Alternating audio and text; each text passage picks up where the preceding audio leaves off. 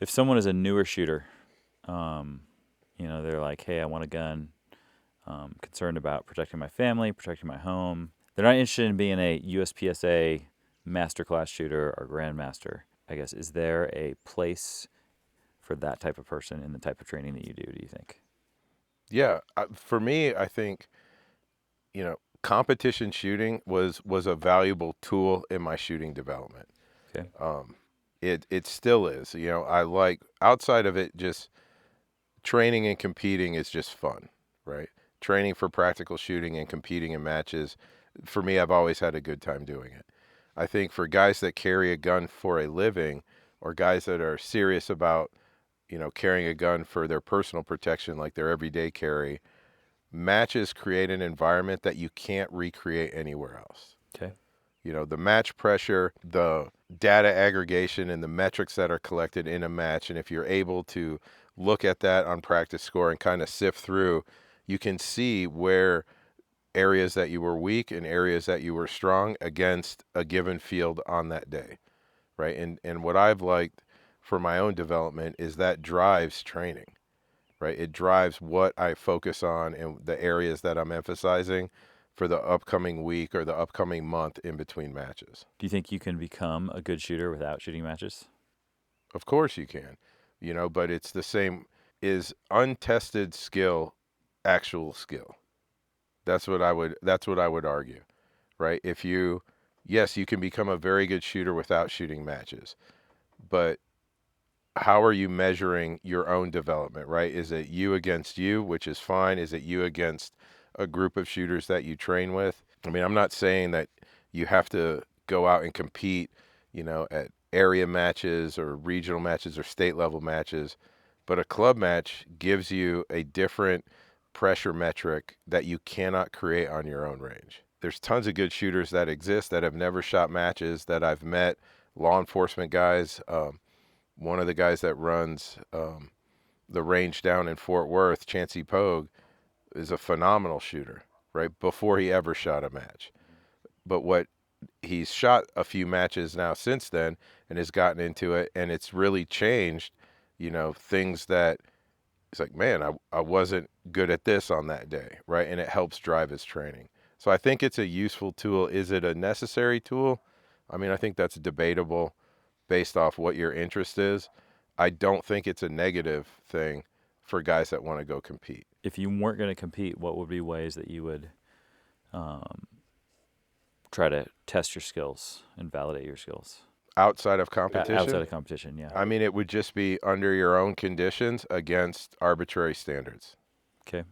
Maybe in classes, right, guys go and chase patches and coins and you know titles and that. Like, hey, if you come shoot my standard drill and you'll get that.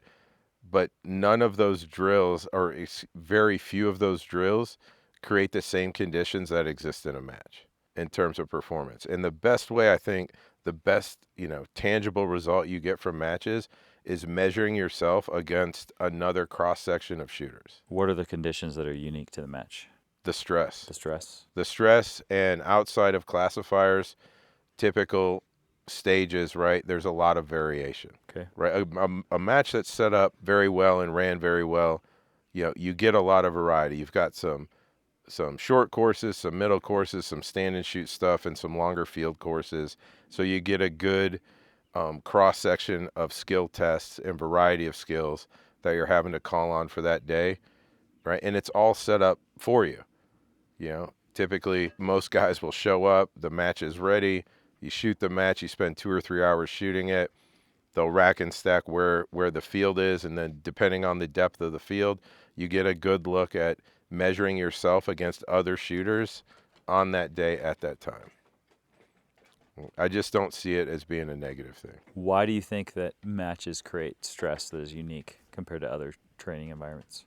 Because most guys that are putting in a lot of effort and time in training, they want to perform well, right? They want to validate, yeah, I'm doing all this work, I know it's going to be measured. It is a competition. I know there's going to be results, and they want to finish high up in the field.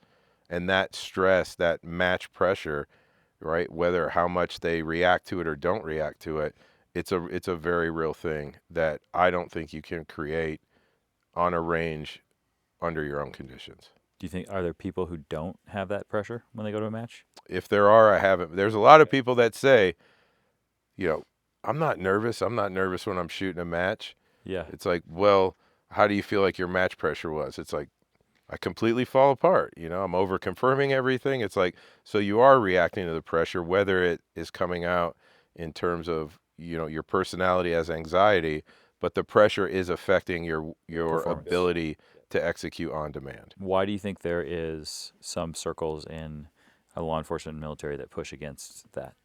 Ego, 100% ego, right? Because it's going to be hard for a lot of people that have done this business for a long years to realize how actually bad at it they are.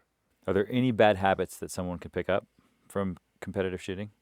From my experience, no, there isn't. It's a match, it's a game, it's not a gunfight, Yep. right? If you can't separate a game from a fight, right, you have bigger questions to answer for yourself, right? Like it's the same way with, you know, in other fields, right? Any combative field like jiu-jitsu, right? To gain higher belts in jiu-jitsu, you have to compete, right? It's one of those things where you have to do it. You have to go test your skill. But in the shooting world, I think there's so much ego attached to the shooting side where guys that are this positional authority or the bravado and their background pedigree or whatever, when they go to a match, they're not answering the mail for what their outside people's perception of their skill level is. Okay. And it's hard for a lot of people to swallow. It was for me the first matches I shot. Yep. You go there and I just looked at it differently. I went there and I lost bad, but it was eye-opening because I'm like, why am I not good at this? How are these people so much better than me? And then how can I fix my training, right, to actually increase my on-demand performance and level up and become better? So some of the complaints that people have or accusations they might make about like teaching yourself bad habits about use of cover or use of concealment or movement.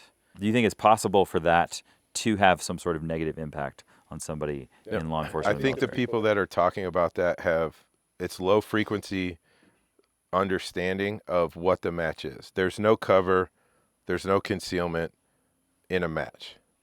There's vision barriers that you can't shoot through because there's rules.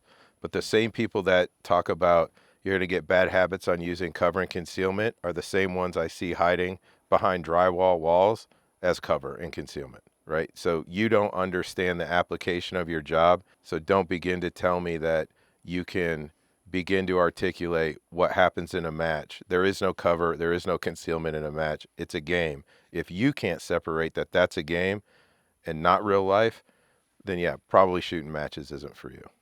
Okay. That one people may not like. But No, that's all right. that's the truth of it, right? Yeah, It's for like sure. people that use the cover concealment argument, they don't understand how to use cover and concealment anyway. At the end of the day, the main reason law enforcement military don't shoot matches is ego. Because when they go shoot, They get smoked. it'll be measured and then they'll know. Yep. And that will be a hard pill to swallow on that day.